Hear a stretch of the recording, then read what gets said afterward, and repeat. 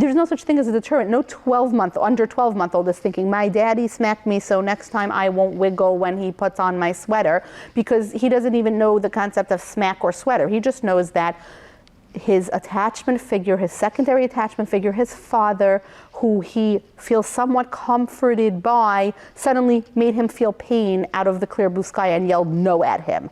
So now he doesn't feel as secure with that attachment figure.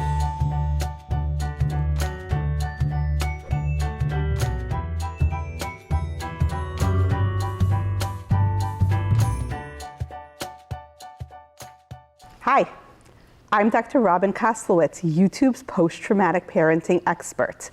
Have you ever had a conflict with your parenting partner about parenting your kids where you think something is super important and they don't think it's as important?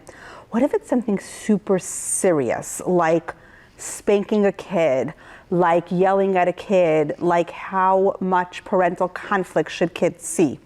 So today I'm going to unpack another Reddit thread where we're going to read the question that the Redditor asks. We're not going to go through the responses. And let's understand how to go from cycle breaking to cycle making by looking at some of these examples and unpacking them using the post-traumatic parenting lens. But first, if you like this content, if this is something you think about a lot, if you and your parenting partner do have different values when it comes to parenting, and this is something that you're really curious about, if you want to know just how bad is spanking a kid, is it as serious as I think it is, my spouse disagrees, then click subscribe below so you never miss another episode, because this is exactly what we talk about. So here's the question. Am I overreacting with my ultimatum? Yesterday morning, while getting ready for daycare, my husband was trying to put my son's sweater on. My son was wiggling and almost fell out of my husband's arms. Once my son was safely contained, my husband slapped him on the stomach and yelled no. I was absolutely furious. I canceled my trip to go to a funeral so I could stay home with my kids. I could not fathom leaving them alone with him right then. My husband has never hit my kids. He is a very gentle and patient man, but he does have a temper that explodes a few times a year. Usually he throws things. I have made it clear that this is not okay. I view the slap as escalation. I told my husband if it happened again, we were done. He will be seeking therapy. He is ashamed and he understands why it's wrong. He's hinted that I am overreacting with my ultimatum. Am I?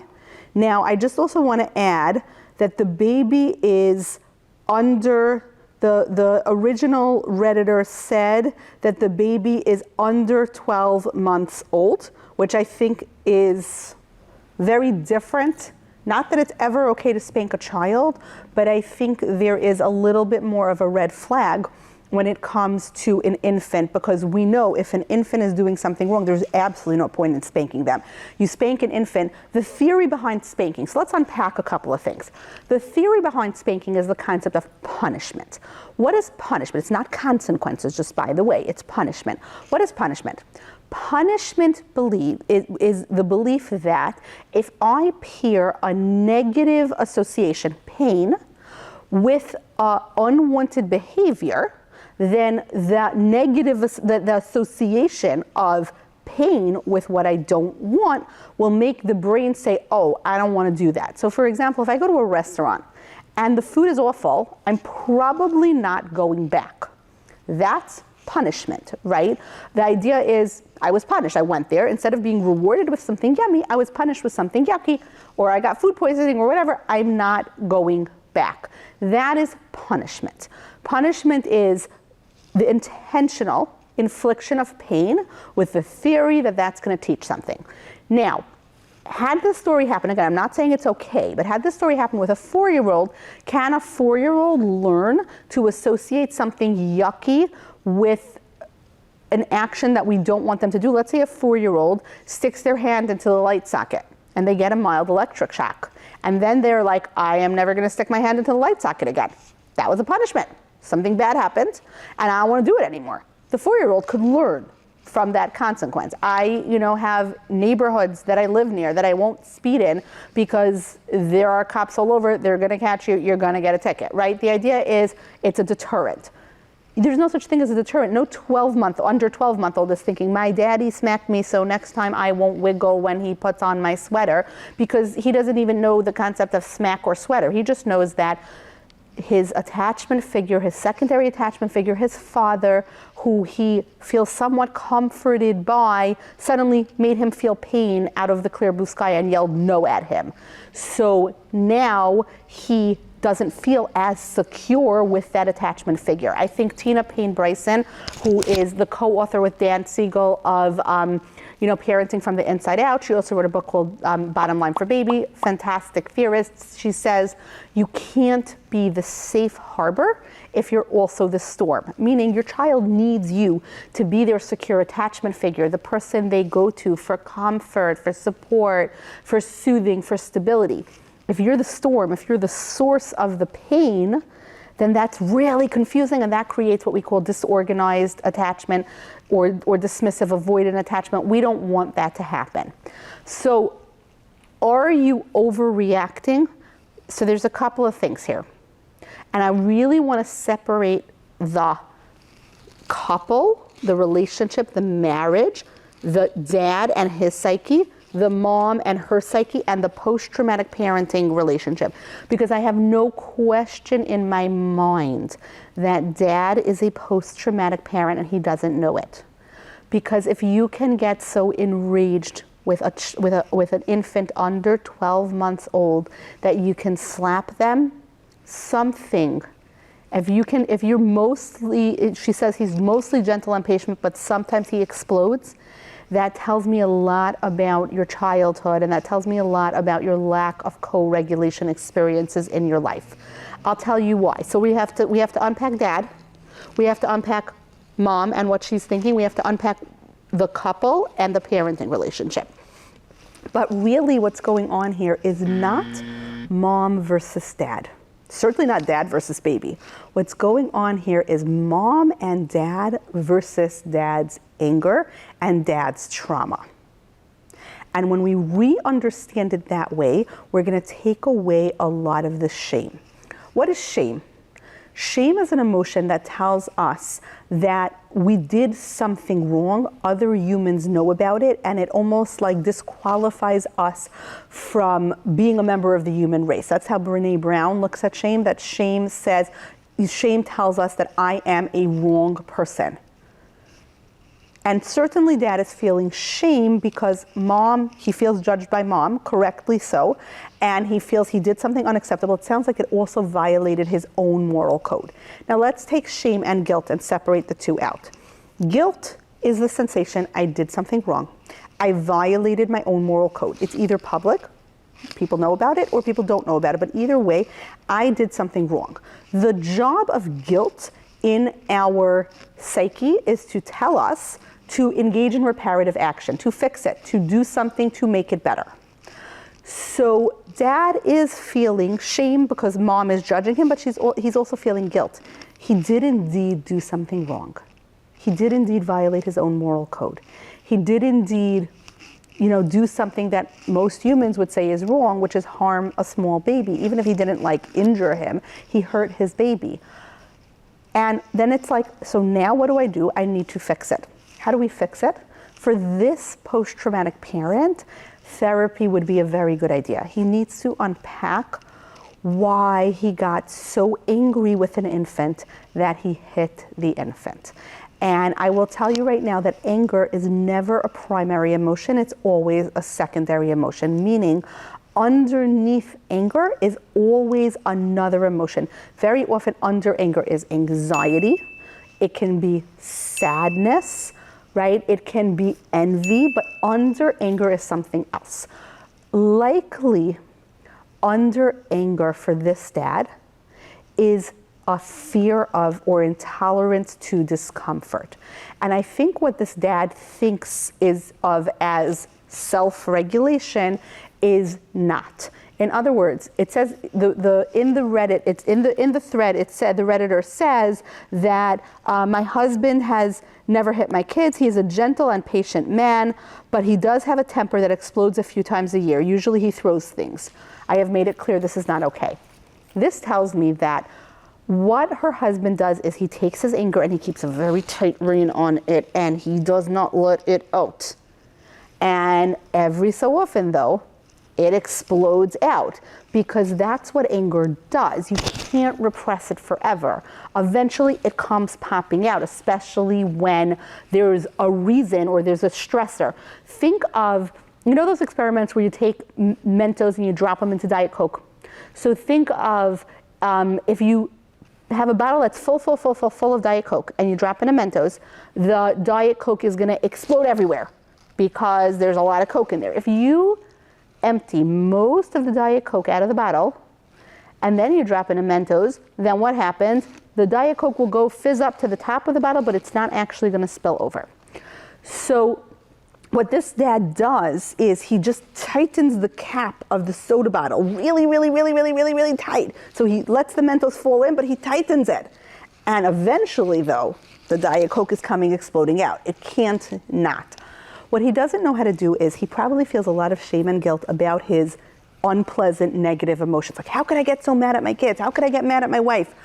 So instead of doing the healthy thing, because nobody taught him this, I guarantee this as a post-traumatic parent, instead of doing the healthy thing of saying, hi emotion, you're here. An emotion is simply data. It exists to give me information about the world.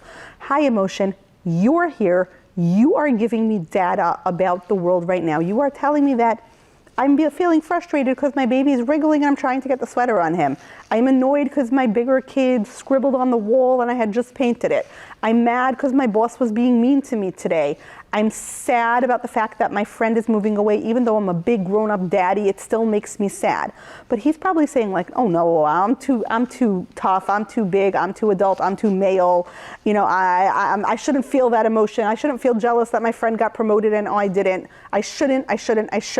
Whenever you pair should with an emotion, that's dangerous.